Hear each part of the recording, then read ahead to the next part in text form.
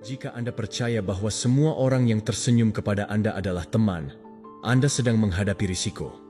Dunia ini dipenuhi dengan individu yang berpura-pura ramah sementara menyimpan niat buruk di balik senyuman mereka. Ada orang yang mendekat dengan pujian, tetapi sebenarnya menghitung cara untuk memanfaatkan Anda. Mereka yang tampak setia, namun akan berpaling ketika Anda tidak lagi memberikan manfaat bagi mereka. Jika Anda tidak belajar untuk mengenali mereka, Anda akan menjadi mangsa yang sempurna. Hari ini, kita tidak akan membahas kebodohan, melainkan tentang cara bertahan hidup. Karena percaya secara buta bukanlah sebuah kebajikan, melainkan sebuah risiko. Saya akan membimbing Anda untuk membaca antara baris, mendengarkan apa yang tidak diucapkan, dan melindungi diri Anda dari mereka yang hanya tahu berpura-pura. Ini bukan tentang menjadikan Anda dingin, tetapi tentang menjadikan Anda cerdas. Siapkan diri Anda, karena setelah ini tidak ada yang dapat menipu Anda lagi. Sebelum kita mulai, saya ingin Anda melakukan sesuatu yang akan mengubah cara Anda berinteraksi mulai sekarang. Silakan pergi ke kolom komentar dan tuliskan dengan penuh keyakinan. Hari ini saya memilih hubungan yang nyata. Saya adalah seorang stoik. Jangan tulis itu sebagai kalimat biasa, tetapi sebagai pernyataan kekuatan dan komitmen untuk diri Anda sendiri. Dengan melakukannya, Anda akan mengirimkan pesan langsung ke alam bawah sadar Anda agar tidak lagi mentolerir kepalsuan. Tutup pintu untuk topeng dan buka diri Anda hanya untuk yang asli. Ini lebih dari sekadar komentar. Ini adalah janji diam-diam yang akan mulai Anda penuhi mulai hari ini. Tulis, baca, ulangi, dan Anda akan melihat bagaimana pikiran Anda mulai menyaring orang-orang dari lingkungan Anda dengan kejelasan dan kekuatan.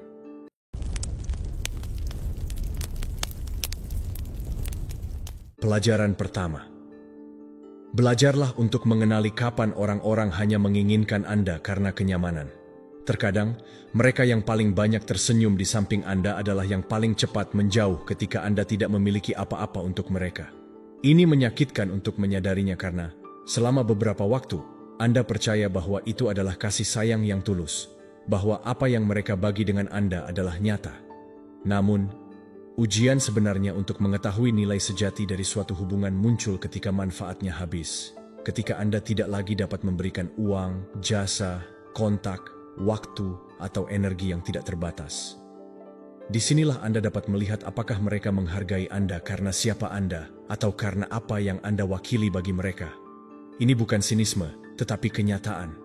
Banyak persahabatan dan ikatan hanya bertahan karena kenyamanan, bukan karena cinta, kesetiaan, atau kesamaan yang nyata, tetapi karena mereka merasa diuntungkan jika Anda ada dalam hidup mereka. Hari ketika Anda berhenti memenuhi peran itu, mereka akan menjauh dengan cepat seperti saat mereka datang, dan dalam kekosongan itu, kejelasan muncul. Kesalahan yang banyak orang lakukan adalah membingungkan minat dengan kasih sayang. Kita percaya bahwa perhatian yang konstan berarti kasih sayang, padahal seringkali itu hanya berarti bahwa orang tersebut memperhatikan apa yang bisa mereka dapatkan dari Anda. Semakin banyak Anda memberi tanpa mengukur, semakin terbiasa mereka melihat Anda sebagai sumber, bukan sebagai teman atau sekutu. Oleh karena itu, penting untuk belajar mengamati sinyal-sinyal. Tanyakan pada diri Anda, apakah orang ini tetap di samping saya bahkan ketika saya tidak memiliki apa-apa untuk ditawarkan? Apakah mereka ada di saat-saat sulit saya, atau hanya muncul ketika segalanya baik-baik saja dan ada sesuatu yang bisa mereka peroleh? Apakah mereka benar-benar senang atas pencapaian saya, atau hanya mendekat ketika mereka membutuhkan sesuatu? Salah satu cara yang baik untuk mengetahuinya adalah dengan secara sadar mengurangi apa yang Anda berikan, bukan untuk memanipulasi, tetapi untuk mengukur. Amati siapa yang tetap ada tanpa Anda menawarkan manfaat langsung. Anda akan terkejut betapa mengungkapkannya bisa. Banyak yang akan menghilang tanpa memberikan penjelasan, dan meskipun itu menyakitkan, itu akan menjadi berkah yang terselubung. Lebih baik mengetahuinya sekarang daripada terus berinvestasi dalam hubungan yang kosong. Dari sudut pandang stoikisme, lebih baik dikelilingi oleh sedikit orang, tetapi yang nyata, daripada banyak orang yang kehadirannya bergantung pada kegunaan Anda. Kualitas ikatan Anda secara langsung mempengaruhi ketenangan pikiran dan kekuatan batin Anda. Ini tidak berarti Anda harus menutup diri terhadap dukungan timbal balik. Hubungan yang sehat melibatkan pertukaran, bantuan, dan kolaborasi. Namun, ketika keseimbangan itu rusak dan Anda hanya memberi sementara yang lain hanya menerima, itu bukan lagi persahabatan, melainkan eksploitasi emosional. Membebaskan diri dari orang-orang yang hanya ada karena kenyamanan tidak membuat Anda dingin, tetapi membuat Anda bebas. Itu memberi Anda ruang untuk terhubung dengan mereka yang menghargai Anda karena siapa diri Anda, bahkan ketika Anda tidak bisa memberikan lebih dari waktu dan kebersamaan. Mereka tidak perlu Anda selalu memiliki sesuatu yang berguna untuk ditawarkan kepada mereka, karena apa yang mereka hargai dari Anda adalah esensi Anda, bukan keuntungan Anda. Belajar menetapkan batasan adalah kunci. Ini bukan tentang menolak semua orang, tetapi tentang menjaga sumber daya emosional dan material Anda untuk mereka yang benar-benar pantas. Kesetiaan harus diperoleh, bukan hanya diberikan berdasarkan kata-kata manis ketika situasi menguntungkan. Juga penting untuk menerima bahwa terkadang kita adalah orang yang mempertahankan hubungan yang tidak seimbang karena takut kesepian atau terikat pada sebuah kisah yang sudah tidak nyata. Memutuskan hubungan tersebut bisa menjadi tidak nyaman, tetapi itu adalah satu-satunya jalan untuk berhenti digunakan. Ketika Anda mulai menyaring hubungan Anda dengan kriteria ini, Anda akan melihat bahwa lingkaran Anda menyusut, tetapi ketenangan Anda tumbuh. Dan itu adalah pertukaran yang adil. Lebih sedikit orang, lebih banyak kebenaran. Orang-orang yang tetap ada tanpa Anda harus membeli kehadiran mereka adalah orang-orang yang layak berjalan bersama Anda di tahap-tahap yang paling sulit dan juga di saat-saat yang paling bahagia. Pada akhirnya, mengenali siapa yang menginginkan Anda karena kenyamanan bukanlah tanda ketidakpercayaan, tetapi kesadaran. Dan ketika Anda bertindak dengan kesadaran itu, Anda memastikan bahwa energi, waktu, dan hati Anda tidak terbuang pada mereka yang tidak pernah berniat merawatnya. Karena satu hal adalah memberi karena cinta dan hal yang sangat berbeda adalah memberi untuk mempertahankan ilusi yang hanya ada selama Anda berguna. Pelajaran kedua. Jangan pernah menunjukkan seluruh kesetiaan atau kelemahan Anda. Kesetiaan adalah nilai yang mulia, tetapi ketika Anda memberikannya tanpa reservasi, tanpa filter, dan tanpa strategi, itu menjadi kerentanan yang dapat dimanfaatkan oleh orang lain. Tidak semua orang yang tersenyum kepada Anda adalah sekutu. Tidak semua orang yang mendengarkan Anda melakukannya untuk membantu Anda. Ada orang-orang yang mengumpulkan apa yang Anda ceritakan, bukan untuk menyimpannya, tetapi untuk menggunakannya sebagai alat tukar atau sebagai senjata pada saat yang menguntungkan bagi mereka. Dalam lingkungan kekuasaan, baik itu pekerjaan, bisnis, atau bahkan dalam kelompok sosial, kesetiaan yang absolut jarang dihargai. Apa yang biasanya terjadi adalah bahwa itu dieksploitasi. Ada rekan-rekan yang, jika Anda memberi mereka akses kepada informasi, rencana, atau ketidakpastian Anda, akan menggunakannya untuk mendahului Anda, mendiskreditkan Anda, atau mendapatkan poin dengan orang-orang yang lebih berpengaruh. Mereka akan melakukannya tanpa rasa bersalah, karena bagi mereka, kepercayaan Anda bukanlah hadiah, tetapi kesempatan. Menunjukkan semua kartu yang Anda miliki, baik itu rencana, kelemahan Anda, atau kesetiaan mutlak Anda, adalah seperti membiarkan pintu Anda terbuka dan berharap tidak ada yang masuk. Mungkin ada orang yang menghormatinya, tetapi juga akan ada orang yang melihat kesempatan untuk memanfaatkan. Masalahnya bukan pada mereka, karena mereka akan selalu ada, tetapi pada kenyataan bahwa Anda yang memberikan kunci kepada mereka. Ini tidak berarti Anda harus menjadi orang yang dingin, tertutup, atau tidak percaya pada semua orang.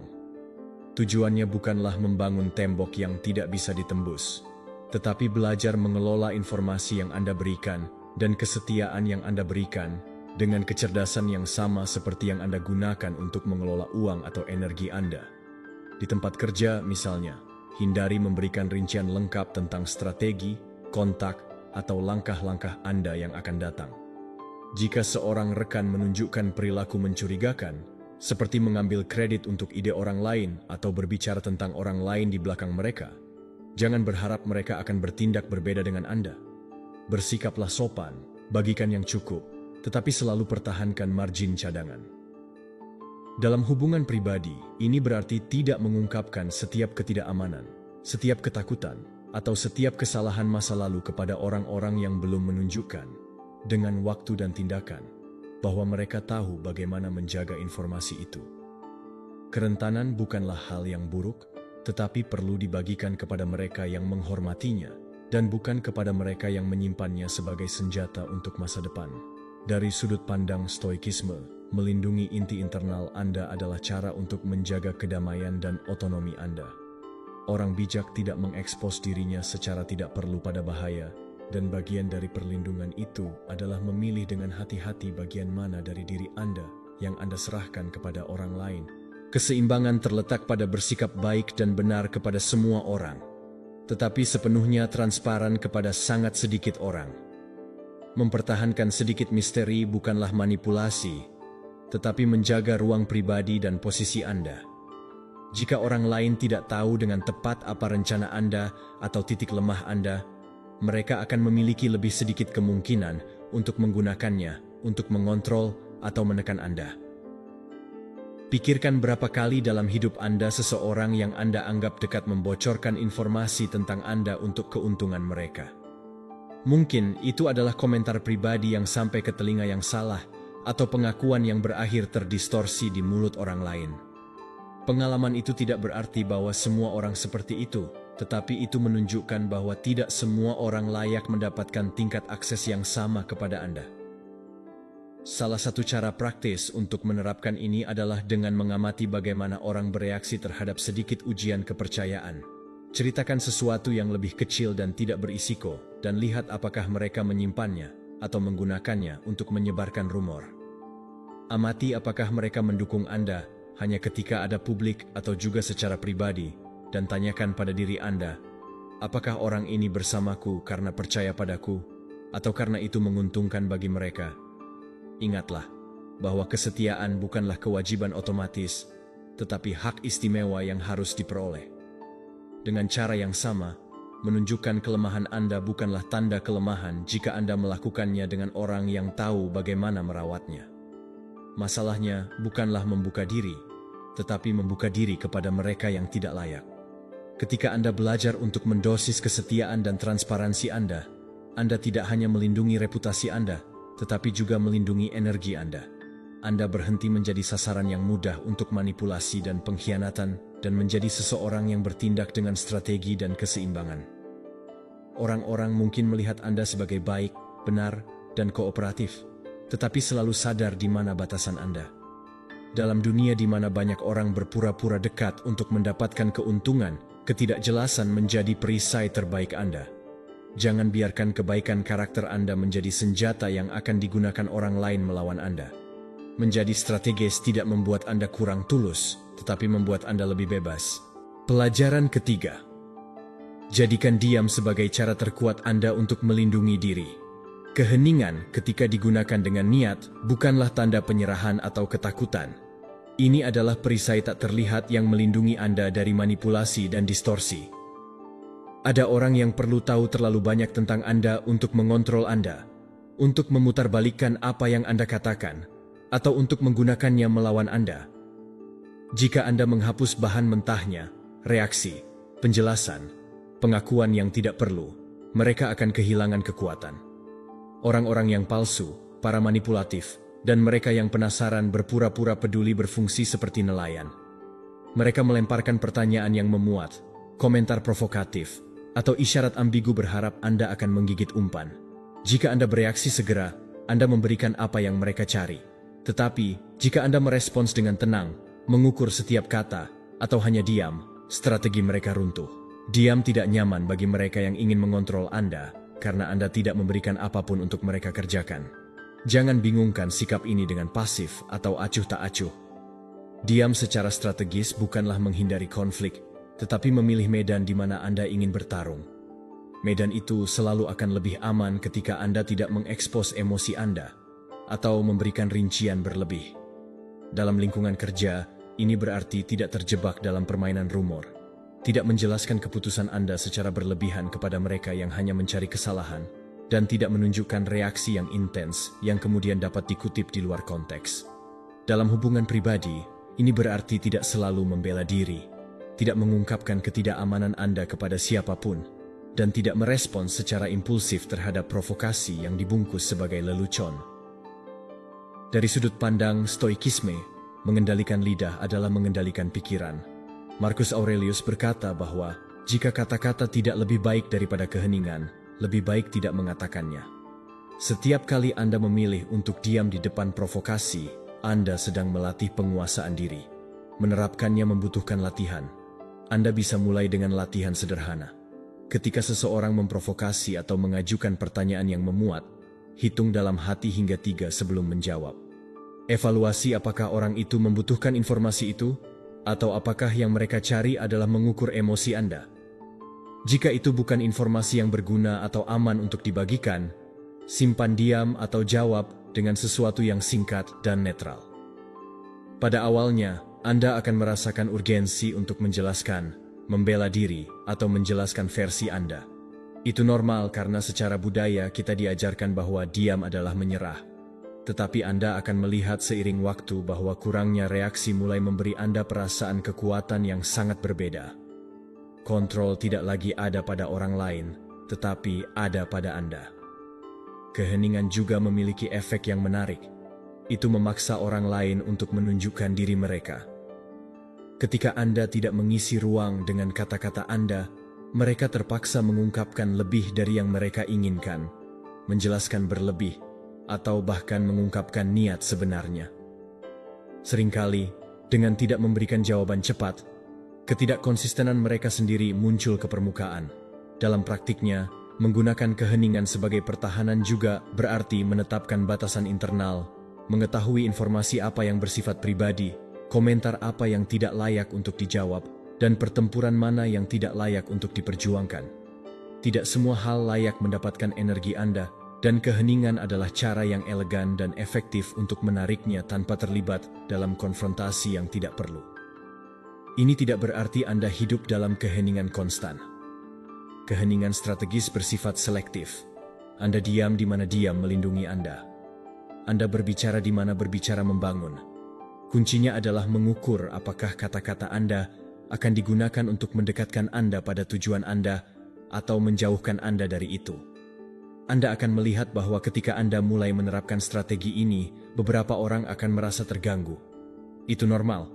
Mereka yang terbiasa dengan transparansi mutlak Anda atau reaksi instan Anda akan merasa frustrasi. Beberapa bahkan akan mencoba memprovokasi Anda lebih banyak agar Anda kembali berbicara lebih banyak, tetapi jika Anda tetap teguh, intensitas usaha mereka akan berkurang.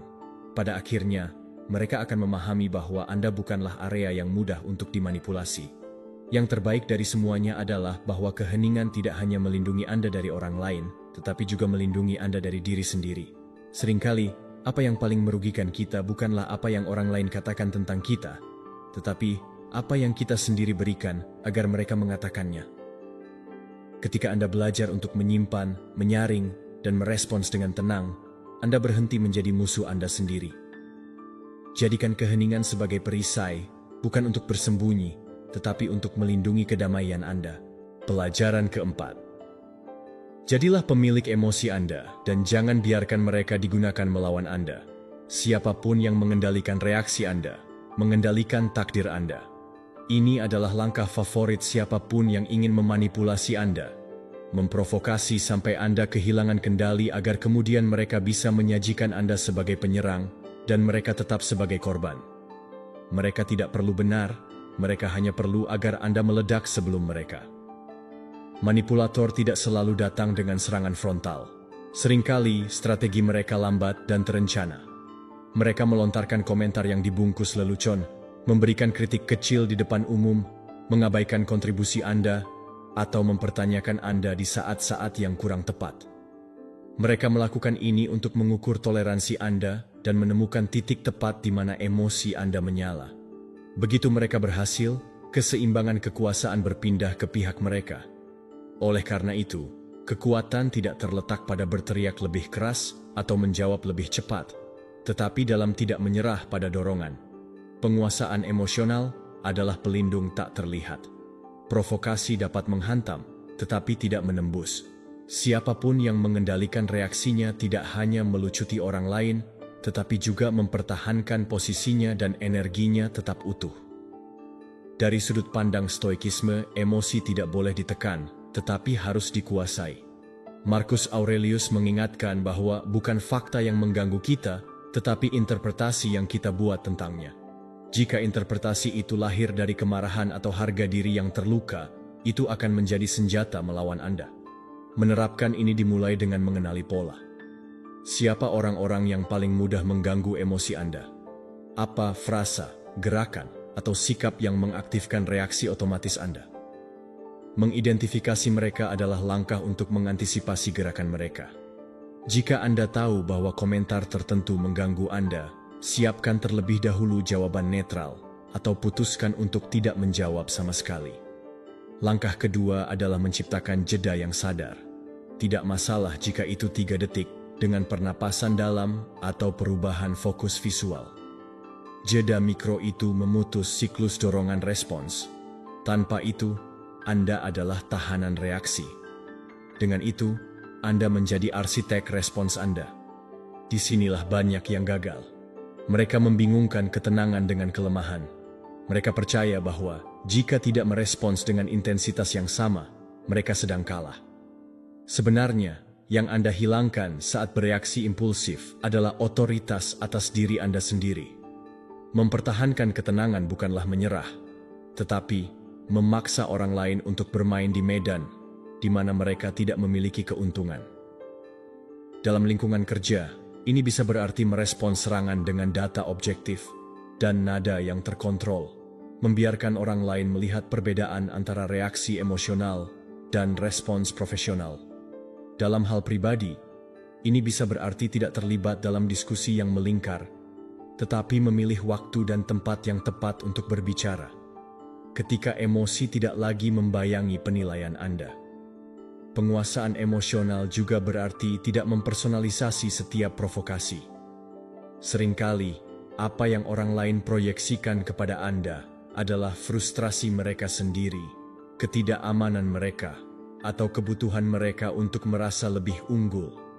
Jika Anda menganggapnya sebagai serangan terhadap nilai diri Anda jatuh ke dalam perangkap mereka. Jika Anda melihatnya sebagai pantulan dari mereka, Anda menjadi kebal. Melatih kekebalan ini membutuhkan ketekunan. Akan ada hari-hari di mana Anda berhasil tetap teguh dan hari-hari di mana Anda jatuh ke dalam reaksi. Yang penting adalah mengamati tanpa rasa bersalah dan belajar dari momen itu. Tanyakan pada diri Anda, apa yang membuat saya kehilangan kendali? Apa yang bisa saya lakukan dengan cara yang berbeda? Refleksi itu memberi Anda alat untuk membuat gerakan Anda selanjutnya. Ketika Anda tidak menyerah pada provokasi, sesuatu yang kuat terjadi. Orang lain kehilangan minat. Manipulator hidup dari bahan bakar emosional yang Anda berikan. Jika mereka tidak menerimanya, strategi mereka akan habis. Bukan itu saja, mereka yang mengamatimu di tempat kerja, di keluargamu, di lingkaran sosialmu, mulai mengasosiasikan dirimu dengan ketegasan dan pengendalian diri, bukan dengan ledakan impulsif.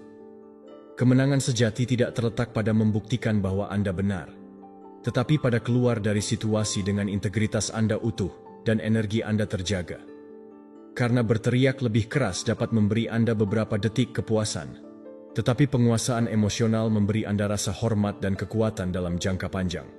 Menguasai emosi Anda bukanlah menjadikan Anda batu, tetapi menjadi kapten yang tidak membiarkan badai menentukan arah kapalnya. Karena pada akhirnya, siapapun yang memutuskan bagaimana Anda merespons adalah orang yang benar-benar mengendalikan hidup Anda. Pelajaran kelima. Sebelum mempercayai atau membuka diri, perhatikan apakah ada kesesuaian dan kebenaran di pihak yang lain. Siapapun yang mengendalikan reaksi Anda, mengendalikan takdir Anda. Ini adalah langkah favorit siapapun yang ingin memanipulasi Anda. Memprovokasi sampai Anda kehilangan kendali, agar kemudian mereka bisa menyajikan Anda sebagai penyerang dan mereka tetap sebagai korban. Mereka tidak perlu benar, mereka hanya perlu agar Anda meledak sebelum mereka. Manipulator tidak selalu datang dengan serangan frontal. Seringkali strategi mereka lambat dan terencana. Mereka melontarkan komentar yang dibungkus lelucon, memberikan kritik kecil di depan umum, mengabaikan kontribusi Anda, atau mempertanyakan Anda di saat-saat yang kurang tepat. Mereka melakukan ini untuk mengukur toleransi Anda dan menemukan titik tepat di mana emosi Anda menyala. Begitu mereka berhasil, keseimbangan kekuasaan berpindah ke pihak mereka. Oleh karena itu, kekuatan tidak terletak pada berteriak lebih keras atau menjawab lebih cepat, tetapi dalam tidak menyerah pada dorongan. Penguasaan emosional adalah pelindung tak terlihat. Provokasi bisa menghantam, tetapi tidak menembus. Siapapun yang mengendalikan reaksinya tidak hanya melucuti orang lain, tetapi juga mempertahankan posisinya dan energinya tetap utuh. Dari sudut pandang stoikisme, emosi tidak boleh ditekan, tetapi harus dikuasai. Marcus Aurelius mengingatkan bahwa bukan fakta yang mengganggu kita, tetapi interpretasi yang kita buat tentangnya. Dan jika interpretasi itu lahir dari kemarahan atau harga diri yang terluka, itu akan menjadi senjata melawan Anda. Menerapkan ini dimulai dengan mengenali pola. Siapa orang-orang yang paling mudah mengganggu emosi Anda? Apa frasa, gerakan, atau sikap yang mengaktifkan reaksi otomatis Anda? Mengidentifikasi mereka adalah langkah untuk mengantisipasi gerakan mereka. Jika Anda tahu bahwa komentar tertentu mengganggu Anda, siapkan terlebih dahulu jawaban netral atau putuskan untuk tidak menjawab sama sekali. Langkah kedua adalah menciptakan jeda yang sadar. Tidak masalah jika itu 3 detik dengan pernapasan dalam atau perubahan fokus visual.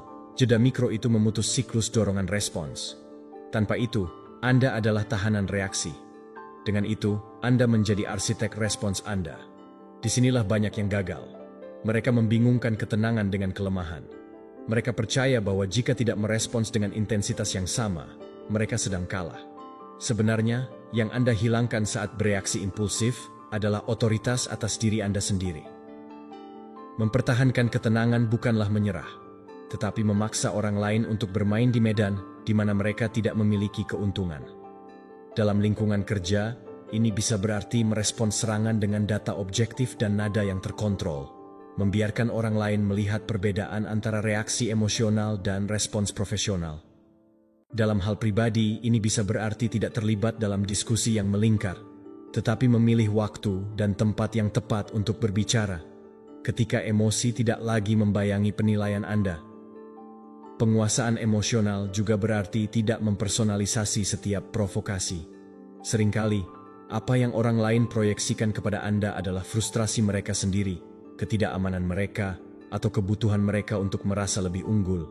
Jika Anda menganggapnya sebagai serangan terhadap nilai diri Anda jatuh ke dalam perangkap mereka. Jika Anda melihatnya sebagai pantulan dari mereka, Anda menjadi kebal. Melatih kekebalan ini membutuhkan ketekunan. Akan ada hari-hari di mana Anda berhasil tetap teguh dan hari-hari di mana Anda jatuh ke dalam reaksi. Yang penting adalah mengamati tanpa rasa bersalah dan belajar dari momen itu. Tanyakan pada diri Anda, apa yang membuat saya kehilangan kendali? Apa yang bisa saya lakukan dengan cara yang berbeda? Refleksi itu memberi Anda alat untuk membuat gerakan Anda selanjutnya. Ketika Anda tidak menyerah pada provokasi, sesuatu yang kuat terjadi. Orang lain kehilangan minat. Manipulator hidup dari bahan bakar emosional yang Anda berikan. Jika mereka tidak menerimanya, strategi mereka akan habis. Dan bukan itu saja, mereka yang mengamatimu di tempat kerja, di keluargamu, di lingkaran sosialmu, mulai mengasosiasikan dirimu dengan ketegasan dan pengendalian diri, bukan dengan ledakan impulsif. Kemenangan sejati tidak terletak pada membuktikan bahwa Anda benar, tetapi pada keluar dari situasi dengan integritas Anda utuh dan energi Anda terjaga. Karena berteriak lebih keras dapat memberi Anda beberapa detik kepuasan, tetapi penguasaan emosional memberi Anda rasa hormat dan kekuatan dalam jangka panjang. Menguasai emosi Anda bukanlah menjadikan Anda batu, tetapi menjadi kapten yang tidak membiarkan badai menentukan arah kapalnya. Karena pada akhirnya, siapapun yang memutuskan bagaimana Anda merespons adalah orang yang benar-benar mengendalikan hidup Anda. Pelajaran ke-6. Orang-orang yang palsu hanya tunduk pada kekuasaan, bukan pada kebajikan.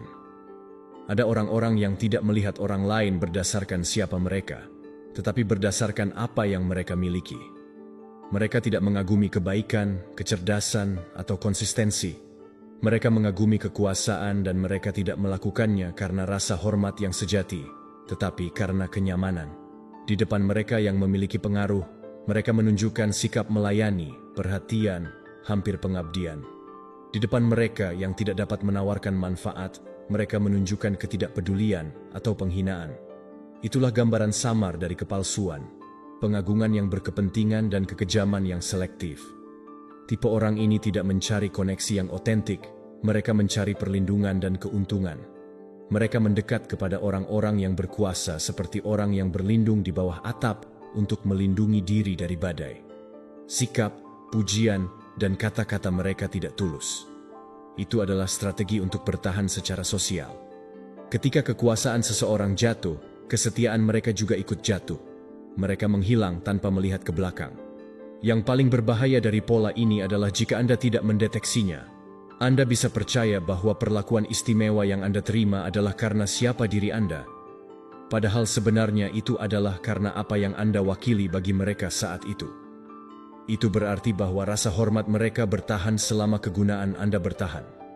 Sebaliknya, kepada mereka yang tidak bisa menawarkan apapun yang nyata, mereka memperlakukan mereka seolah-olah tidak terlihat, merendahkan, mengabaikan, atau bahkan menghina jika itu memperkuat citra mereka di depan mereka yang memang memiliki kekuasaan.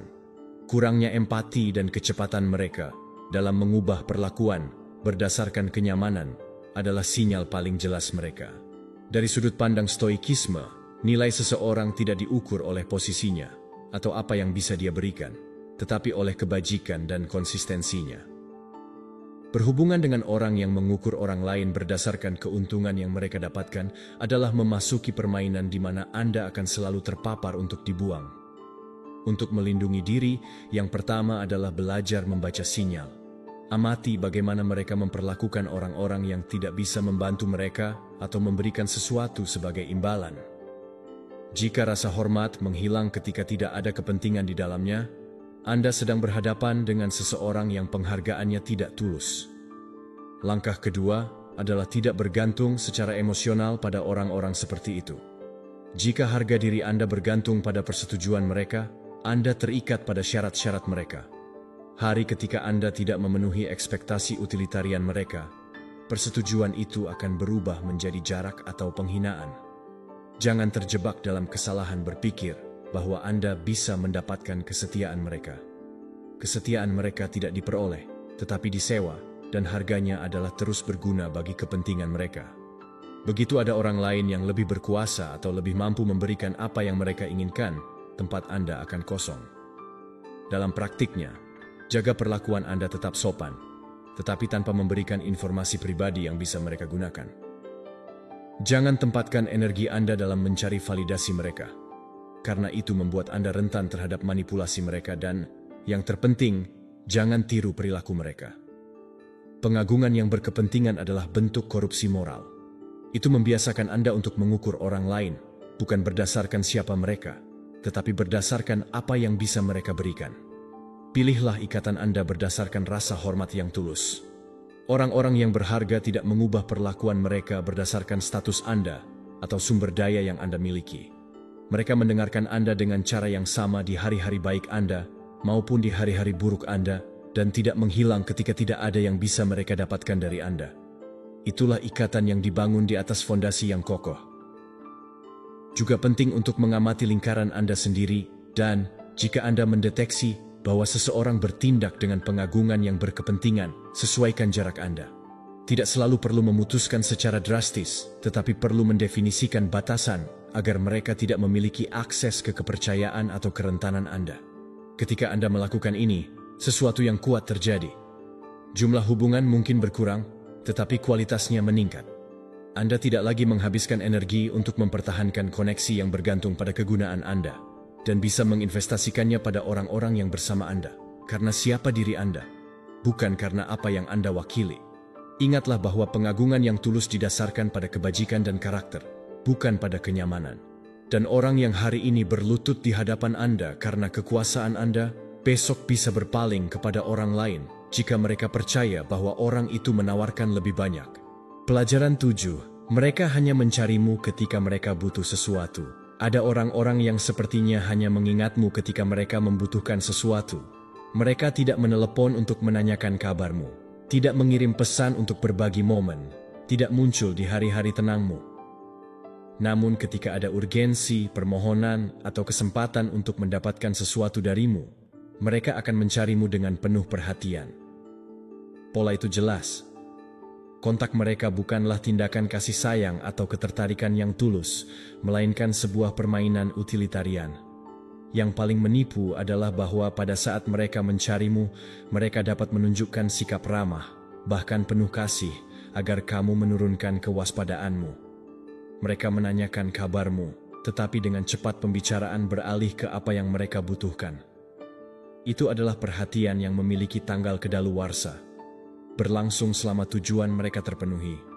Ketika mereka berhasil, mereka akan menghilang, dan jika mereka tidak dapat mendapatkan apa yang mereka inginkan, minat mereka akan lenyap dengan cepat. Jenis hubungan ini berbahaya karena jika kamu tidak mengenalinya tepat waktu, kamu bisa merasa bersalah karena tidak selalu tersedia untuk mereka.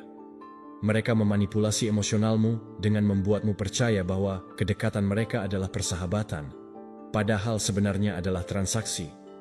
Uji paling jelas untuk mendeteksi mereka adalah mengamati perilaku mereka ketika kamu tidak memberikan apa yang mereka inginkan. Apakah mereka masih mencarimu? Apakah mereka peduli padamu tanpa ada yang bisa didapatkan? Jika jawabannya tidak, maka kamu sudah mendapatkan jawabannya. Ketertarikan yang sebenarnya tidak diukur dari seberapa sering seseorang meminta sesuatu darimu, melainkan dari seberapa sering mereka hadir tanpa meminta apapun. Dari sudut pandang stoikisme, dikelilingi oleh orang-orang yang bersamamu hanya karena kepentingan adalah pengeluaran energi yang tidak perlu dan risiko bagi keseimbangan batinmu.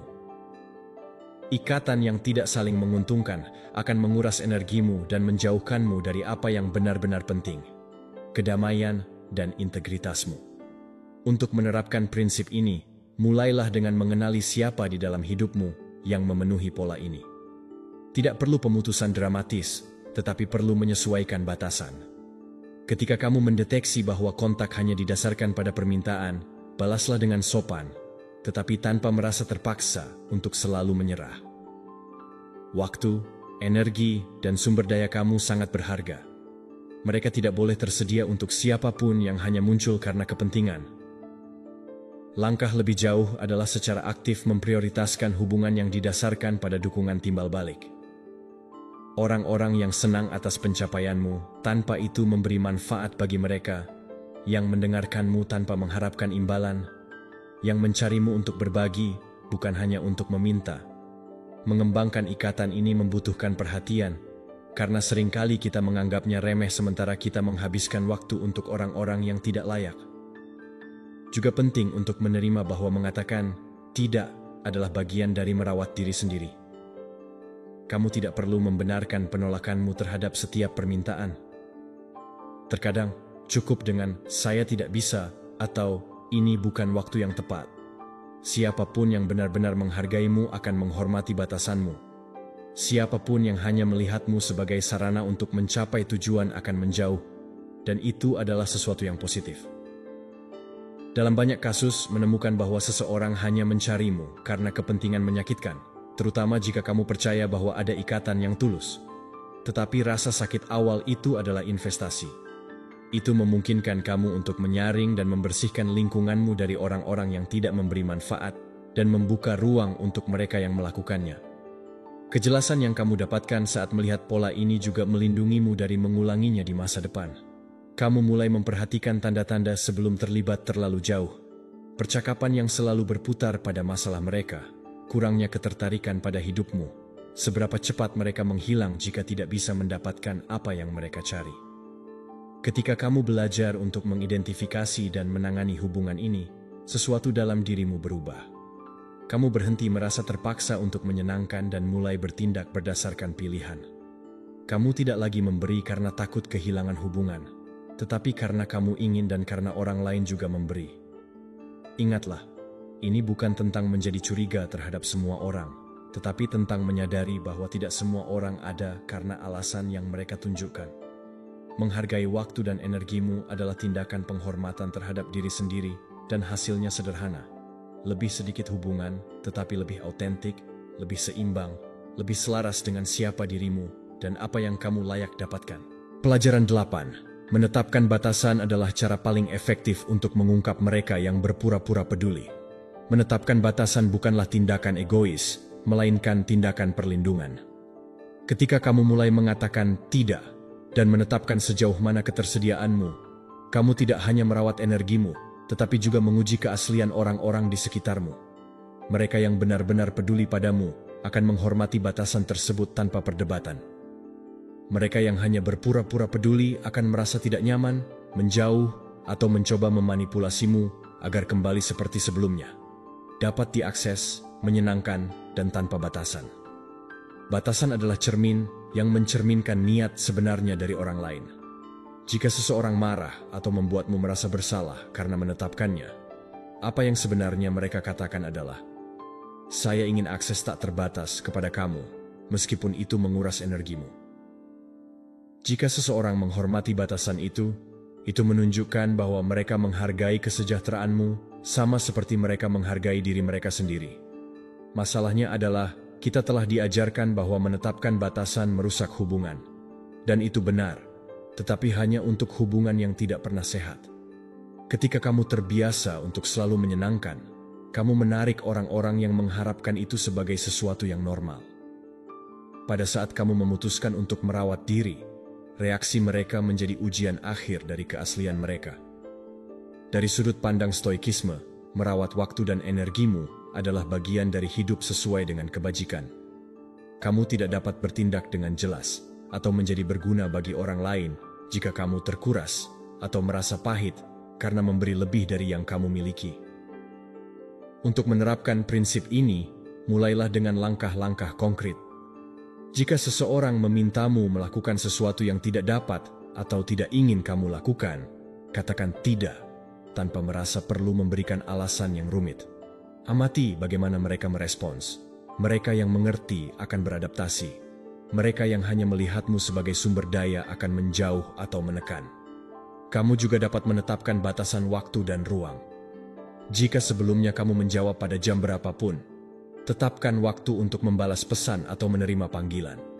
Jika sebelumnya kamu menerima semua undangan, pilihlah hanya yang benar-benar kamu nikmati atau yang memberikan nilai. Seiring waktu, kamu akan melihat siapa yang menghormati perubahan ini dan siapa yang mencoba melanggar batasan tersebut. Sangat umum jika pada awalnya kamu merasa bersalah, tetapi rasa bersalah itu hanyalah gema dari kebiasaan lama untuk menyenangkan. Itu tidak berarti kamu melakukan sesuatu yang salah. Itu berarti kamu memutuskan pola yang juga telah dipelajari oleh orang lain untuk dimanfaatkan. Yang paling mengungkapkan dari menetapkan batasan adalah bahwa kamu tidak perlu menghadapi siapapun secara langsung untuk mengetahui wajah aslinya. Cukup dengan melindungi dirimu. Siapapun yang ada karena kepentingan akan pergi dengan sendirinya. Siapapun yang benar-benar ada akan tetap, bahkan jika itu berarti memiliki akses yang lebih sedikit kepadamu. Dalam prosesnya, kamu juga akan menemukan bahwa menetapkan batasan tidak hanya menyaring orang lain, tetapi juga mengajarkanmu untuk lebih menghargai diri. Kamu menyadari bahwa energimu, waktumu, dan kedamaianmu bukanlah sumber daya yang tak terbatas dan hanya harus diinvestasikan pada mereka yang menghargainya. Akan ada orang yang menuduhmu telah berubah, menjadi kurang ramah atau kurang dermawan. Jangan berdebat. Energimu bukan untuk membela diri dari penilaian yang salah, tetapi untuk terus membangun lingkungan yang sehat. Dan ingat, siapapun yang benar-benar mencintaimu akan merayakan bahwa kamu merawat diri. Siapapun yang tidak, akan menunjukkan perlawanan atau ketidaksetujuan. Menetapkan batasan adalah, pada dasarnya, pembersihan yang tenang. Kamu tidak perlu mengeluarkan siapapun dengan paksa. Kamu hanya perlu menutup pintu untuk apa yang menguras energimu. Mereka yang datang karena kepentingan tidak akan kembali. Mereka yang datang karena kasih sayang akan mengetuk dan menunggu izinmu. Dalam waktu singkat, kamu akan melihat perubahan yang signifikan. Lingkaranmu akan lebih kecil, tetapi lebih tulus. Kualitas akan menggantikan kuantitas. Percakapan akan lebih bergizi, interaksi lebih seimbang, dan kamu akan merasa lebih damai. Ingatlah bahwa hidupmu tidak diukur dari berapa banyak orang yang ada di sekitarmu, tetapi dari berapa banyak yang ada di sana karena alasan yang benar. Dan cara paling jelas untuk mengetahuinya adalah dengan menetapkan batasan dan mengamati.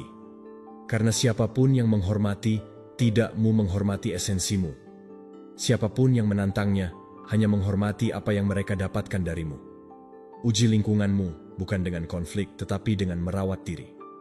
Hasilnya akan menunjukkan siapa yang layak berjalan bersamamu dan siapa yang hanya mengikuti bayanganmu. Pelajaran 9. Para penjaga palsu menggunakan kerentananmu sebagai senjata. Ada orang yang tidak mendekat untuk membantumu, tetapi untuk mempelajari titik lemahmu. Mereka mendengarkan, mengangguk, dan berpura-pura empati, tetapi sebenarnya mereka mencatat setiap detail yang kamu percayakan kepada mereka. Dan mereka tidak melakukannya untuk melindungimu, tetapi untuk menyimpannya sebagai senjata yang akan mereka gunakan ketika itu paling menguntungkan bagi mereka. Mereka dapat mengingatkanmu tentang kesalahan lama untuk membuatmu merasa inferior, menghidupkan kembali momen menyakitkan untuk membungkammu, atau menyebutkan kerentananmu di depan umum untuk merusak kepercayaan dirimu. Jenis penjaga palsu ini tidak mencari kesejahteraanmu, mereka mencari kontrol. Mereka mengerti bahwa ketika seseorang mengetahui luka terdalammu, mereka memiliki kemampuan untuk mempengaruhi keputusanmu dan keadaan emosionalmu. Dan jika kamu memberi mereka akses tak terbatas ke informasi itu, kamu juga memberi mereka kekuatan yang tidak semua orang akan tahu bagaimana mengelolanya dengan tanggung jawab. Masalahnya adalah pada awalnya mereka pandai mendapatkan kepercayaanmu. Mereka dapat memperkenalkan diri sebagai sekutu, teman curhat, bahkan pelindung yang mendorongmu untuk terbuka. Mereka menanyakan dengan penuh minat, menunjukkan ketersediaan, dan kamu merasa didengarkan, berbagi lebih dari yang seharusnya. Tetapi apa yang tampak sebagai ruang yang aman, menjadi jebakan halus ketika tiba saatnya mereka membutuhkan keuntungan darimu, baik dalam diskusi, negosiasi, atau hanya untuk menegaskan posisi mereka. Mereka menggunakan apa yang mereka ketahui sebagai serangan rendah. Tidak peduli berapa lama waktu yang telah berlalu, bagi mereka kerentananmu adalah kartu yang mereka simpan untuk saat yang tepat. Dari sudut pandang stoikisme, kehati-hatian dalam memilih dengan siapa kamu berbagi dunia internalmu adalah cara untuk melindungi kedamaianmu. Marcus Aurelius menyarankan untuk menjaga apa yang kita izinkan masuk ke dalam pikiran dan hati kita, karena tidak semua hal layak mendapatkan akses tersebut. Menerapkan prinsip ini tidak berarti menutup diri dari semua orang, tetapi belajar menyaring. Sebelum terbuka, tanyakan pada dirimu, apakah orang ini telah menunjukkan kebijaksanaan dengan orang lain? Apakah mereka menghormatimu, bahkan ketika mereka tidak setuju denganmu? Apakah mereka pernah menghakimimu sebelumnya karena kesalahan kecil? Jawaban atas pertanyaan ini adalah peringatan yang jelas. Metode yang baik untuk melindungi dirimu adalah dengan berbagi terlebih dahulu aspek yang dangkal atau terkontrol dan mengamati reaksi. Jika kamu melihat bahwa informasi tersebut beredar, terdistorsi, atau digunakan dengan cara yang ironis, kamu sudah mendapatkan sinyal untuk tidak memberikan apapun yang lebih dalam. Kepercayaanmu harus menjadi sesuatu yang diperoleh dengan konsistensi, bukan yang diberikan dalam percakapan pertama. Penting juga untuk mengakui bahwa sebagian tanggung jawab ada padamu. Jika kamu memberikan aspek-aspek paling sensitif tanpa benar-benar mengenal orang tersebut, kamu mengekspos dirimu secara tidak perlu. Itu bukan paranoia, itu adalah akal strategis. Sama seperti kamu tidak akan memberikan kunci rumahmu kepada sembarang orang. Jangan berikan kunci dunia emosionalmu tanpa mengevaluasi kepada siapa kamu memberikannya. Ketika kamu membatasi apa yang kamu bagikan, kamu memperkuat otonomi emosionalmu. Tidak ada yang bisa menggunakan melawanmu apa yang tidak mereka ketahui. Ini memberimu keuntungan besar terhadap orang-orang manipulatif. Karena kekuatan mereka atas dirimu berkurang secara drastis dan, yang lebih penting, memaksa kamu untuk membangun hubungan berdasarkan penghormatan nyata, bukan berdasarkan ketergantungan emosional. Dalam praktiknya, ini juga akan membantumu membedakan penjaga yang sebenarnya dari yang palsu. Seorang penjaga yang sejati mendengarkan tanpa menghakimi, menghormati privasimu, dan tidak pernah menggunakan apa yang kamu percayakan sebagai argumen untuk memenangkan diskusi atau sebagai senjata untuk menyakitimu. Sebaliknya, yang palsu akan tergoda untuk menggunakannya jika mereka melihat bahwa mereka dapat mengambil manfaat darinya. Ketika kamu menemukan bahwa seseorang telah menggunakan kerentananmu sebagai senjata, jangan terjebak dalam permainannya dengan membalas serangan. Keheningan dan jarak strategis lebih efektif. Mengurangi akses yang mereka miliki kepadamu adalah cara tercepat untuk menghilangkan kekuatan yang telah kamu berikan kepada mereka. Hasil dari menerapkan ini adalah membebaskan. Lebih sedikit ketakutan untuk diperas secara emosional, lebih sedikit kecemasan terhadap kemungkinan serangan, dan lebih banyak kontrol atas siapa yang memiliki akses ke dunia internalmu. Dan di ruang terlindung yang baru ini, kamu dapat mengembangkan hubungan dengan orang-orang yang menghargai kepercayaanmu sebagai sebuah hak istimewa, bukan sebagai kesempatan untuk memanipulasi. Pelajaran 10. Pertahankan standar tinggi dan pertanggungjawabkan orang lain atas tindakan mereka. Mempertahankan standar tinggi bukanlah bersikap kaku, tetapi melindungi martabat dan energimu. Siapapun yang benar-benar peduli padamu tidak merasa terancam oleh batasanmu atau ekspektasi yang jelas. Sebaliknya, mereka menghormati dan menghargainya. Mereka yang berpura-pura peduli, sebaliknya, perlu agar kamu menurunkan standar agar penampilan mereka cukup. Mereka tahu bahwa jika kamu tetap waspada dan kriteria yang teguh, ketidakcocokan mereka akan terungkap. Tipe orang ini biasanya pandai dengan kata-kata. Mereka berjanji untuk mendukung, berbicara tentang komitmen, bersumpah bahwa mereka akan ada ketika kamu membutuhkannya. Tetapi ketika saatnya untuk membuktikannya tiba, kehadiran mereka sangat minim atau tidak ada sama sekali. Mereka mencoba menutupi kekurangan tindakan dengan pidato yang terdengar baik, berharap bahwa itu akan menjaga kepercayaanmu. Dan jika kamu tidak menuntut pertanggungjawaban, mereka akan terus berada dalam siklus itu karena itu nyaman bagi mereka. Oleh karena itu, sangat penting untuk tidak membiarkan diri kamu diyakinkan hanya oleh apa yang mereka katakan. Evaluasi konsistensi antara kata-kata dan tindakan mereka. Tanyakan pada dirimu, apakah mereka hadir ketika sulit atau hanya pada saat yang nyaman? Apakah mereka memenuhi apa yang mereka janjikan? Atau selalu ada alasan yang siap? Dukungan mereka terlihat dalam tindakan konkret atau hanya ada dalam pidato mereka? Dari sudut pandang Stoikisme, kebajikan diukur oleh tindakan, bukan oleh niat. Orang bijak tidak puas dengan kata-kata yang baik, mereka mencari konsistensi dan keberlanjutan. Dan dalam hubungan manusia, konsistensi itu adalah dasar untuk mengetahui kepada siapa kamu harus menginvestasikan waktu dan kepercayaanmu. Menerapkan prinsip ini membutuhkan keberanian karena berarti bahwa kamu harus menghadapi kenyataan yang tidak nyaman. Jika seseorang berjanji tetapi tidak memenuhi, jangan abaikan ketidakcocokan itu karena takut kehilangan hubungan. Tuntut pertanggungjawaban, bukan sebagai serangan, tetapi sebagai pengingat bahwa ikatanmu layak mendapatkan saling menghormati. Kamu bisa mulai dengan menetapkan batasan yang jelas. Jika seseorang memberitahumu bahwa mereka akan ada untuk mendukungmu dalam sesuatu, klarifikasi apa artinya itu dalam tindakan konkret dan tenggat waktu yang nyata. Jangan menganggap bahwa dukungan berarti hal yang sama untuk keduanya. Ini akan mencegah janji-janji tersebut terjebak dalam wilayah yang samar, di mana mereka dapat dengan mudah membenarkan diri mereka. Juga penting bahwa ketika kamu melihat ketidakcocokan, segera tunjukkan. Jangan biarkan itu berlalu begitu saja, karena itu mengirimkan pesan bahwa standar kamu dapat dinegosiasikan. Lakukan dengan tegas dan hormat. Kamu mengatakan bahwa kamu akan melakukan ini, tetapi itu tidak terjadi. Apa yang terjadi? Pertanyaan sederhana itu memaksa orang lain untuk mengambil tanggung jawab atau menunjukkan sikap sebenarnya. Banyak yang akan mencoba memanipulasi persepsimu agar kamu tidak menyadari ketidakcocokan itu. Mereka akan menggunakan alasan yang rumit, memohon pada empati kamu, atau mencoba menyalahkanmu karena mengharapkan terlalu banyak. Disinilah standar tinggi kamu menjadi pertahanan terbaikmu. Kamu tahu bahwa mengharapkan konsistensi bukanlah hal yang berlebihan, itu adalah yang paling minimal dalam setiap ikatan yang sehat. Ketika kamu menerapkan penyaring ini, dua hal terjadi. Mereka yang menghargai hubungan akan berusaha untuk menyelaraskan kata-kata mereka dengan tindakan mereka, dan mereka yang hanya berpura-pura akan menjauh karena tidak dapat mempertahankan kedok tersebut. Kedua hasil tersebut adalah positif.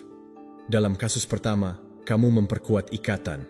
Dalam kasus kedua, kamu membebaskan diri dari kehadiran yang beracun. Pada awalnya, ini mungkin membuat lingkaranmu menyempit. Tetapi apa yang kamu hilangkan dalam kuantitas? kamu dapatkan dalam kualitas.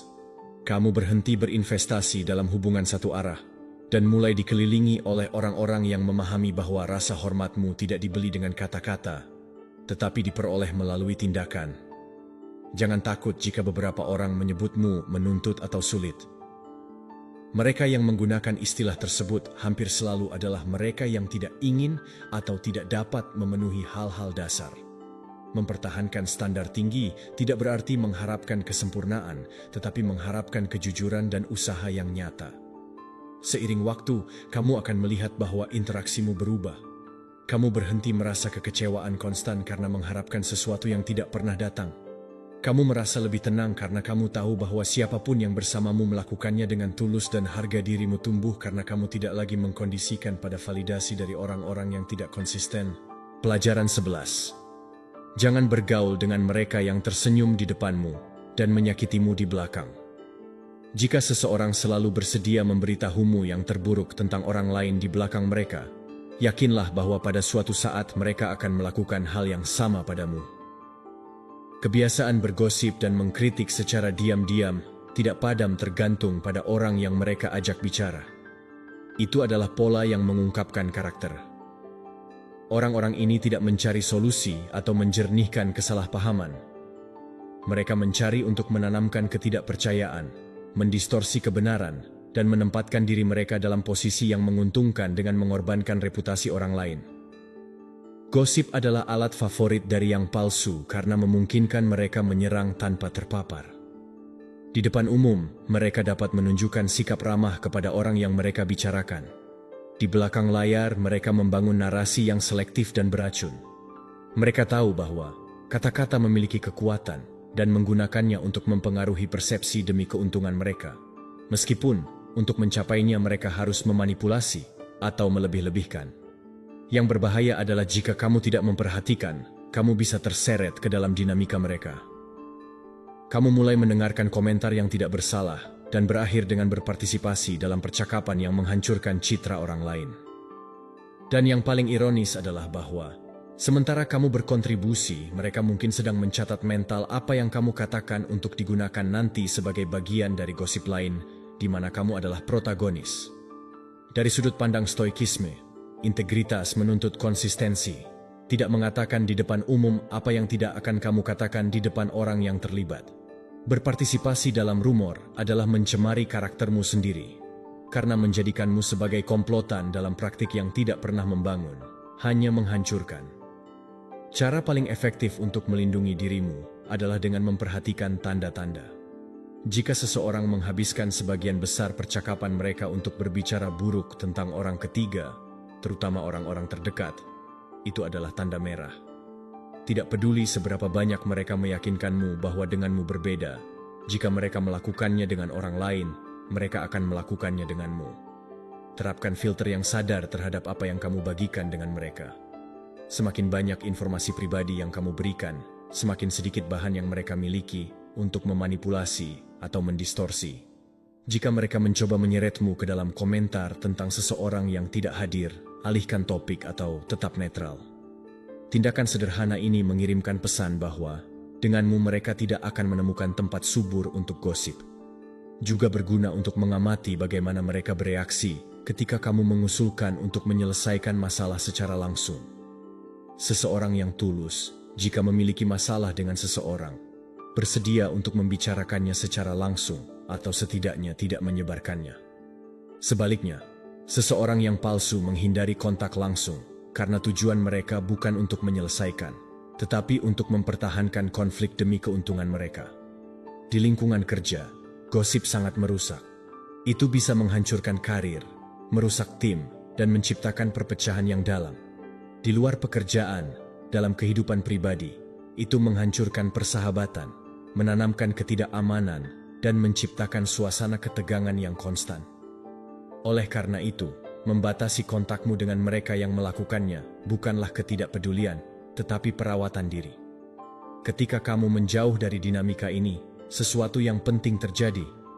Lingkunganmu menjadi lebih jelas dan kurang terbebani. Kamu menyadari bahwa kamu tidak perlu mengetahui setiap rumor untuk hidup dengan tenang dan, pada saat yang sama, Kamu mulai menarik orang-orang yang menghargai kejujuran dan transparansi, karena mereka merasakan bahwa kamu tidak berpartisipasi dalam permainan kotor. Beberapa orang akan mencoba membuatmu merasa bahwa jarakmu adalah kesombongan atau kurangnya kepercayaan. Jangan menyerah pada tekanan itu. Melindungi ruang dan hubunganmu dari racun gosip bukanlah tindakan superioritas, tetapi tindakan tanggung jawab emosional. Jika kamu ingin mengukur kualitas sebuah hubungan, perhatikan seberapa aman kamu merasa bahwa apa yang kamu katakan secara pribadi tidak akan didistorsi atau digunakan melawanmu. Kepercayaan itu adalah inti dari setiap ikatan yang sehat. Jika tidak ada, sisanya hanyalah kedok. Menghindari mereka yang berbicara di belakang orang lain bukan berarti hidup terputus, tetapi memilih percakapan yang membangun daripada menghancurkan. Karena pada akhirnya, siapapun yang menggunakan gosip sebagai senjata menunjukkan bahwa mereka tidak memiliki keberanian untuk menghadapi kebenaran atau kesetiaan untuk melindungi mereka yang mereka klaim hormati. Dan itu sendiri adalah alasan yang cukup untuk menjaga mereka keluar dari lingkaran terdekatmu. Pelajaran 12. Deteksi mereka yang melakukan segalanya untuk menonjol, bukan untuk berkontribusi. Siapapun yang mencoba menyenangkan semua orang dengan segala cara, biasanya menyembunyikan ketidakamanan yang dalam dan ketakutan yang konstan akan penolakan. Pada pandangan pertama, mereka tampak seperti orang yang dermawan, bersedia membantu dan mengatakan ya untuk setiap permintaan. Namun, di balik fasad itu terdapat masalah. Ketidakmampuan untuk memenuhi semua yang mereka janjikan, dan kecenderungan untuk memprioritaskan citra baik di atas kejujuran dan tanggung jawab. Sikap semacam ini menciptakan pola hubungan yang dangkal dan penuh harapan palsu. Dengan mengatakan ya tanpa berpikir, mereka mengumpulkan komitmen yang tidak dapat mereka penuhi. Dan ketika saatnya untuk bertindak tiba, mereka menghilang, gagal, atau memberikan hasil yang setengah hati. Yang lebih parah adalah, meskipun mereka menyadari kerusakan yang ditimbulkan, mereka lebih memilih untuk terus berpura-pura menyenangkan daripada kehilangan persetujuan orang lain. Hasilnya adalah frustrasi bagi siapapun yang mempercayai mereka dan kelelahan emosional bagi diri mereka sendiri. Karena hidup dengan mencoba menyenangkan semua orang berarti hidup tanpa arah sendiri. Selalu bereaksi terhadap apa yang diinginkan orang lain dan tidak pernah pada apa yang sebenarnya kamu putuskan. Dari sudut pandang stoikisme, perilaku ini adalah contoh jelas dari kurangnya pengendalian diri. Orang bijak stoik tahu bahwa mereka tidak dapat mengendalikan pendapat orang lain dan bahwa berusaha menyenangkan semua orang adalah jalan langsung menuju kehilangan kebebasan batin. Untuk melindungi dirimu dari tipe orang ini, sangat penting untuk mengamati tidak hanya apa yang mereka katakan, tetapi juga apa yang mereka lakukan. Konsistensi antara kata dan tindakan adalah termometer terbaik dari keaslian. Jika kamu memperhatikan bahwa seseorang terus-menerus berjanji, tetapi jarang memenuhi, jangan abaikan sinyal itu. Ingatlah bahwa janji yang tidak ditepati tidak selalu merupakan kecelakaan. Terkadang itu adalah pola. Selain itu, identifikasi apakah orang tersebut menunjukkan tanda-tanda kelebihan beban. Agendanya yang penuh, alasan yang berulang, dan ketidakmampuan untuk mengatakan tidak adalah indikator jelas bahwa mereka tidak bertindak dari komitmen yang nyata, tetapi dari ketakutan untuk mengecewakan. Sebenarnya, ketakutan itu membuat mereka lebih banyak mengecewakan karena mereka menciptakan citra keandalan yang tidak dapat mereka pertahankan. Ini bukan tentang menghakimi atau mengutuk, tetapi tentang menetapkan batasan yang jelas. Jika kamu bergantung secara emosional atau dalam proyek penting kepada seseorang seperti itu, kamu berisiko bahwa kebutuhan mereka untuk menyenangkan semua orang akan mempengaruhi stabilitasmu. Dengan membatasi seberapa banyak kamu mempercayai janji-janji mereka dan meminta bukti komitmen sebelum melangkah maju, kamu mengurangi risiko terjebak menunggu sesuatu yang tidak akan pernah datang. Di sisi lain, penting untuk tidak terjebak dalam perangkap mencoba menyelamatkan mereka dari pola mereka sendiri. Satu-satunya cara bagi orang-orang ini untuk berubah adalah dengan menghadapi konsekuensi dari ketidakpatuhan. Jika kamu selalu membenarkan ketidakpatuhan mereka atau menyesuaikan diri agar tidak mengganggu mereka, kamu memperpetuasi perilaku mereka. Di lingkungan kerja, profil ini sangat berbahaya ketika mereka memegang posisi kunci. Seorang rekan atau pemimpin yang selalu mengatakan "ya" untuk semua permintaan, tetapi tidak mengelola waktunya dengan baik, akhirnya akan mempengaruhi kinerja seluruh tim. Dalam hubungan pribadi, rasa kepercayaan yang dapat diandalkan adalah beban diam-diam ketika kamu merasa bisa mengandalkan seseorang sampai kamu benar-benar membutuhkannya. Jika kamu memutuskan untuk mempertahankan hubungan dengan orang seperti itu, lakukanlah dengan ekspektasi yang realistis. Jangan serahkan tugas kritis tanpa mengkonfirmasi kesiapan dan kemampuan mereka. Dan yang terpenting, jangan bergantung pada mereka untuk menjaga kedamaian emosionalmu. Tentu saja, ini juga merupakan saat yang baik untuk merenungkan apakah kamu sendiri jatuh ke dalam pola itu. Kebutuhan akan persetujuan adalah beban yang mencuri energi dan waktu. Dan stoikisme mengajarkan bahwa kebebasan sejati datang ketika kamu bertindak sesuai dengan prinsip-prinsipmu, bukan berdasarkan harapan orang lain. Mengatakan tidak dengan hormat, tetapi dengan tegas, tidak membuatmu egois, itu membuatmu autentik dan dapat diandalkan. Pada akhirnya, orang-orang yang mencoba menyenangkan semua orang, akhirnya tidak menyenangkan siapapun, karena kurangnya konsistensi menghancurkan kepercayaan. Satu-satunya cara untuk membangun hubungan yang sehat dan bertahan lama adalah dari kejujuran. Bahkan ketika itu melibatkan ketidaknyamanan atau mengatakan tidak. Pelajaran 13. Identifikasi orang-orang yang iri dengan keberhasilanmu dan menginginkan yang terburuk untukmu. Iri hati adalah salah satu emosi paling merusak yang dapat menyusup ke dalam hubunganmu, dan seringkali tersembunyi di balik senyuman sopan dan kata-kata ambigu. Tidak semua yang ada di sekitarmu merayakan pencapaianmu dengan tulus. Beberapa, meskipun berpura-pura mendukungmu, merasakan kebencian diam-diam yang lambat laun muncul dalam komentar berniat buruk atau isyarat halus. Teman-teman itu selalu menemukan cara untuk mengecilkan apa yang kamu capai, yang membandingkan kamu dengan orang lain untuk mengurangi nilai kemajuanmu, atau yang, bukannya memberi selamat, justru melemparkan kritik yang disamarkan sebagai nasihat. Iri hati tidak selalu muncul dengan serangan frontal. Seringkali mengadopsi bentuk rumor yang menyebar diam-diam, tatapan yang berusaha tampak acuh tak acuh, atau ketidakhadiran yang mencolok ketika kamu paling mengharapkan kehadiran mereka. Tujuan mereka yang iri adalah menanamkan keraguan dalam dirimu, mengikis kepercayaan dirimu, dan kadang-kadang menyabot peluangmu. Mereka melakukannya bukan karena kamu telah menyakiti mereka, tetapi karena keberhasilanmu mengingatkan mereka pada apa yang belum mereka capai. Sangat penting untuk belajar mengenali tanda-tanda ini untuk melindungi energimu dan kemajuanmu. Amati dengan seksama bagaimana orang-orang di sekitarmu bereaksi ketika kamu berbagi kabar baik. Mereka yang benar-benar senang untukmu akan merayakan bersamamu, mengajukan pertanyaan yang tulus, dan menunjukkan minat pada prosesmu. Sebaliknya, mereka yang iri cenderung mengalihkan percakapan, mengubah topik, atau mencari kekurangan bahkan dalam kemenanganmu. Tanda jelas lainnya adalah kompetisi yang tidak adil.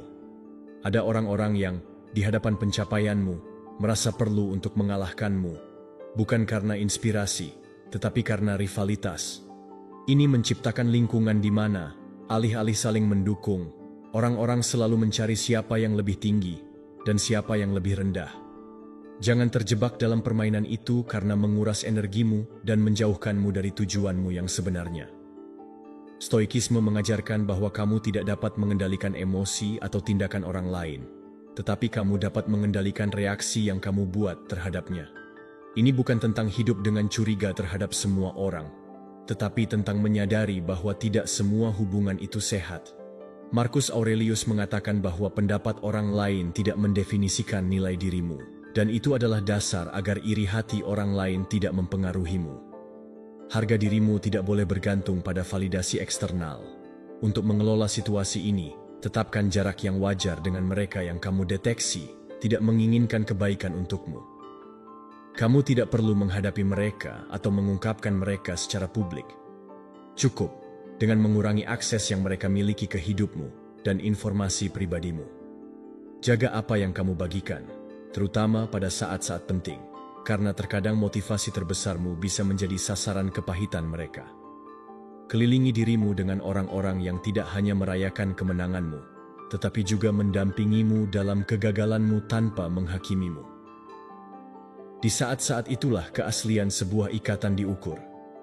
Seorang teman yang tulus akan membantumu bangkit, sementara seorang yang iri akan memanfaatkan kesempatan untuk mengingatkanmu akan kesalahanmu atau mengisyaratkan bahwa kamu pantas mendapatkannya.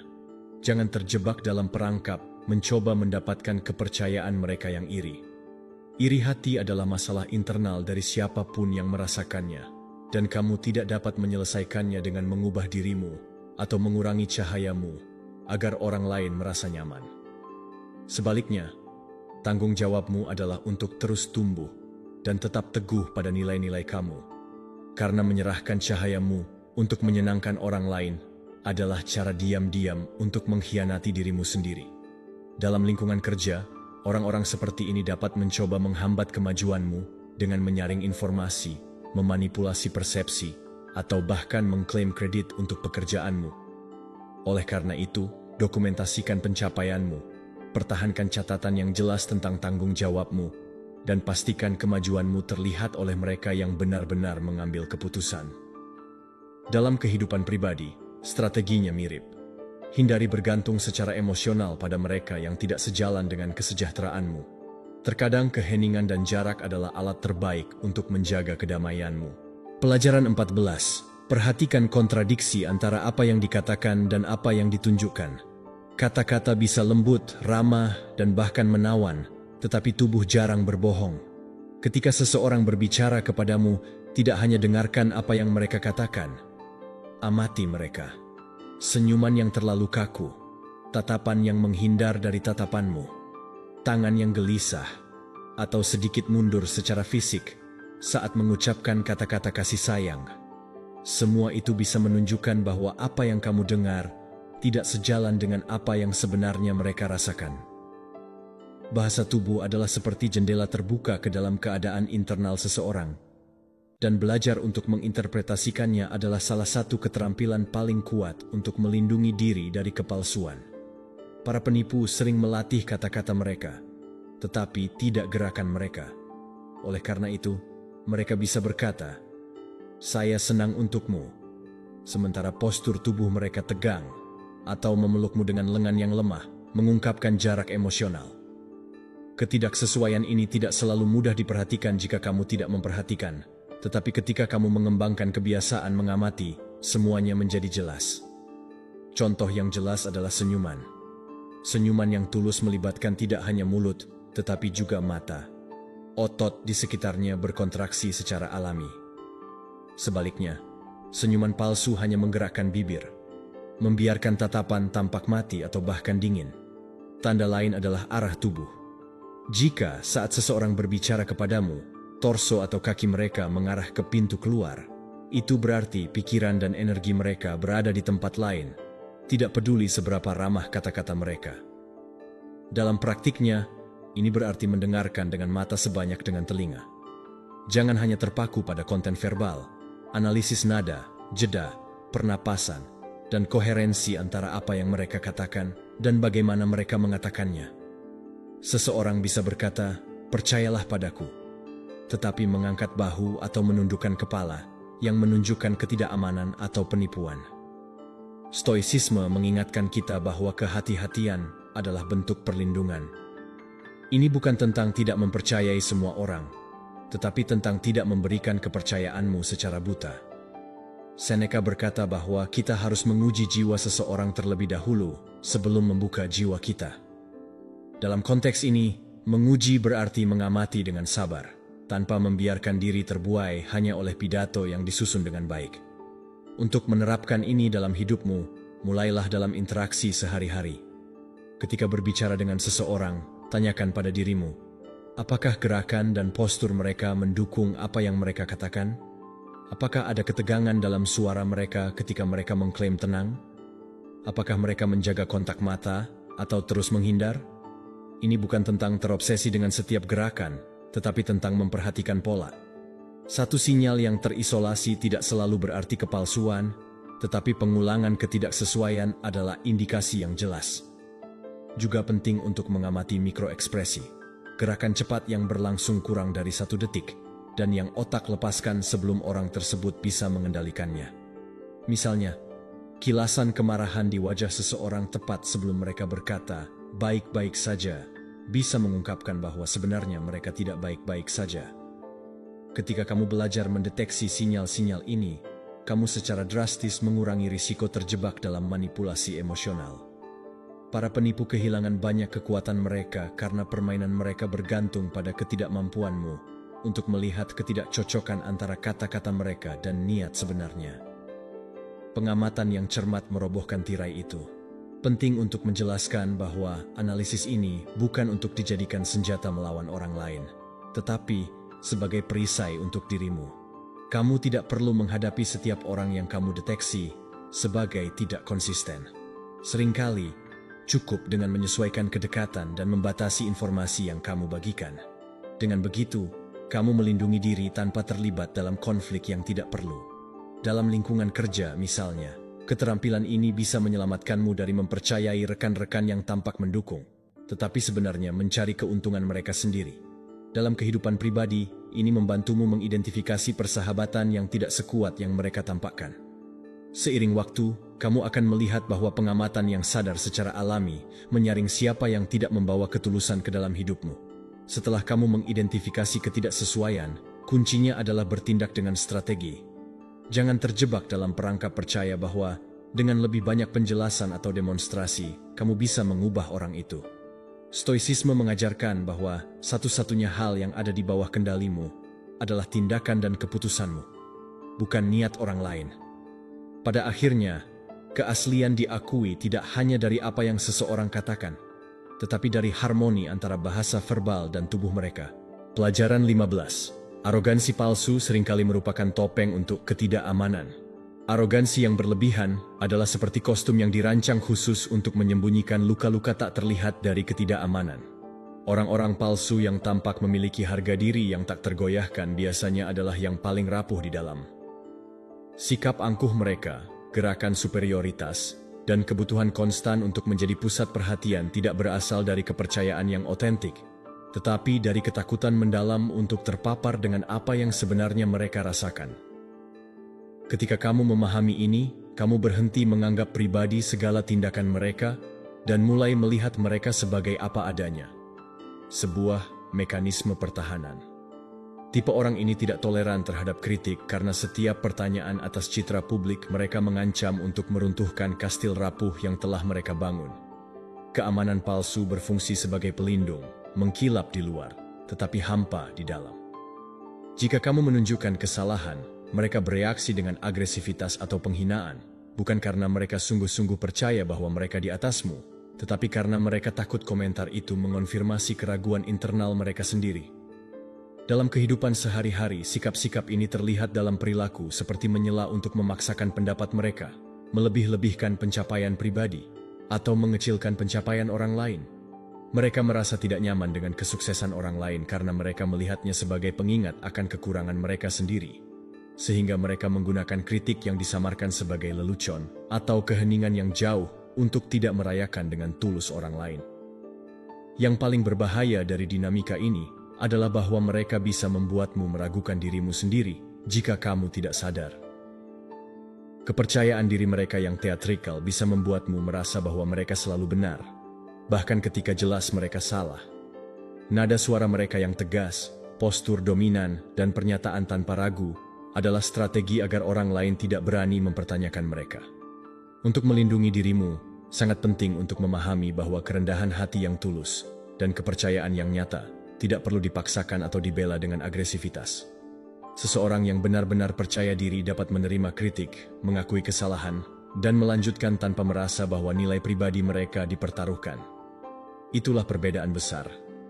Stoicisme mengingatkan kita bahwa opini orang lain, betapapun nyaringnya, tidak mendefinisikan siapa dirimu. Marcus Aurelius berkata bahwa kemuliaan dan penolakan sama-sama kosong jika tidak didukung oleh kebenaran batin. Mengenali ini memungkinkanmu untuk tidak terjebak dalam permainan mereka yang mendasarkan nilai diri mereka pada persetujuan eksternal. Dalam praktiknya, amati lebih dari sekadar kata-kata. Orang yang selalu membanggakan segalanya, apakah mereka benar-benar mendengarkan orang lain? Apakah mereka mampu merayakan kesuksesan orang lain tanpa merasa tidak nyaman? Apakah mereka menunjukkan kerentanan pada suatu saat?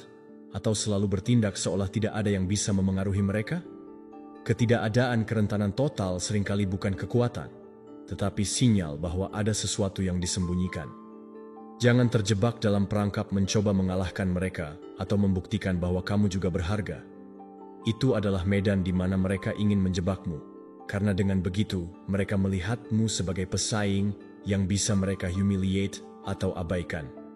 Sebaliknya, tetaplah teguh pada pusatmu sendiri tanpa perlu validasi eksternal. Jika kamu terpaksa berinteraksi dengan tipe orang ini, jaga batasan yang jelas. Jangan berikan detail pribadi yang bisa mereka gunakan sebagai amunisi dan hindari mencari persetujuan mereka. Ingatlah bahwa topeng yang mereka pakai bukan untuk mengesankanmu, tetapi untuk menyembunyikan diri mereka dari diri mereka sendiri. Dalam lingkungan kerja, misalnya, tipe kepribadian ini bisa mencoba mendominasi dalam rapat atau proyek. Kuncinya adalah merespons dengan fakta, bukan emosi. Sajikan data, tetap tenang, dan jangan bereaksi terhadap provokasi halus. Kepercayaan yang nyata tidak perlu meningkatkan nada untuk mendapatkan penghormatan. Dalam kehidupan pribadi, perilaku ini mungkin muncul dalam persahabatan atau keluarga yang selalu memiliki cerita untuk menutupi ceritamu.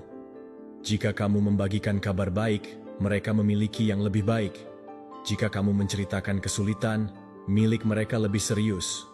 Ini bukan kompetisi yang sehat, melainkan cara untuk menegaskan superioritas palsu mereka. Apa yang benar-benar mengungkapkan orang-orang ini adalah waktu. Penampilan tidak dapat bertahan selamanya dan, dengan kesabaran, kamu akan bisa melihat bagaimana mereka bereaksi terhadap situasi yang tidak mereka kendalikan. Disinilah ketidakamanan mereka muncul dan mengungkapkan bahwa kepercayaan diri mereka hanyalah interpretasi yang telah dipersiapkan.